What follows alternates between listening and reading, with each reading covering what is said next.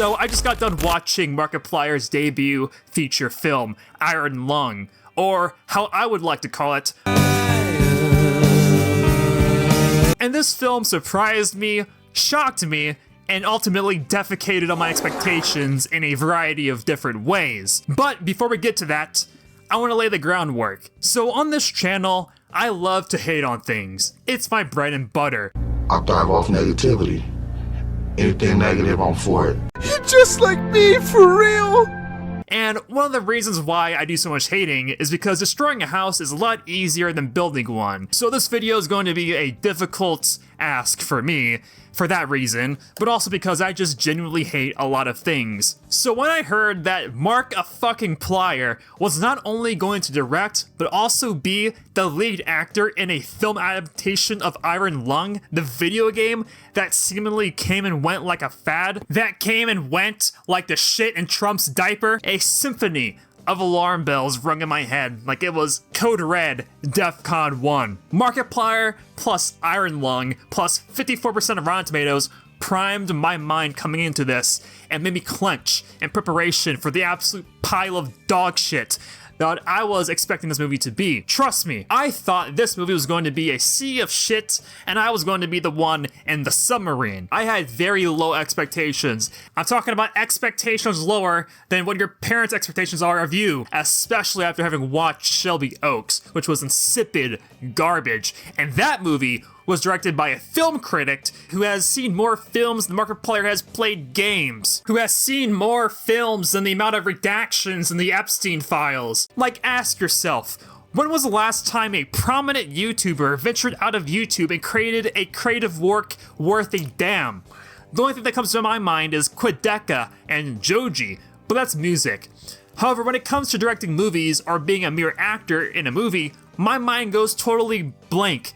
I can't think of any fucking YouTuber that has ventured off in that territory and has been successful. You know what? That Fred movie was pretty good though, let's be honest, am I right? This, Kevin?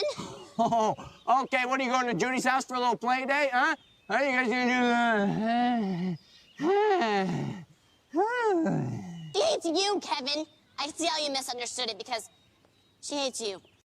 But anyways, I found this movie to be surprisingly competent and decent. Unlike you, the viewer. Like, subscribe, and comment, and I'll take it back. I mean, this movie handles the camera shockingly well, creating a genuinely suffocating suspense and tension throughout. It was like the Nightcrawler was handling the fucking camera. Like, I don't know how to explain this to you guys without showing you bootlegged footage. But this movie was dripping with ambiance, similar to the motif that's found in this movie with the blood droplets dripping through the cracks of the submarine hull, like sweat or like sand in an hourglass that's counting to doom. The dingy lighting, the dilapidated and derelict interior, the X-ray camera shots that act as a plot device for this movie, everything just worked so well together. Similarly, Markiplier's acting is surprisingly good. He melts into the role like a person in the sea of blood. I mean, all of this together, this cacophony, properly conveys the desperation and the neurosis the main character is succumbing to while being trapped in this claustrophobic submarine, which is being actively preyed upon by some shapeless, Lovecrafting horror that only your mind and your fear of the unknown can make out. I mean, there were moments where I genuinely believed that fucking Markiplier was a fucking convict in a submarine navigating listlessly through an ocean of blood. I mean, that alone requires some kind of applause. Like, what a fucking ridiculous idea. Convict, Markiplier, and a submarine navigating an ocean of blood. And this is supposed to feel real? Not only real, but suspenseful? It sounds like a story drafted by some kindergartner. I am acid! But Markiplier convincingly executed it. Like, what's next? Is PewDiePie going to direct a Christopher Nolan movie titled The Night on the Bridge?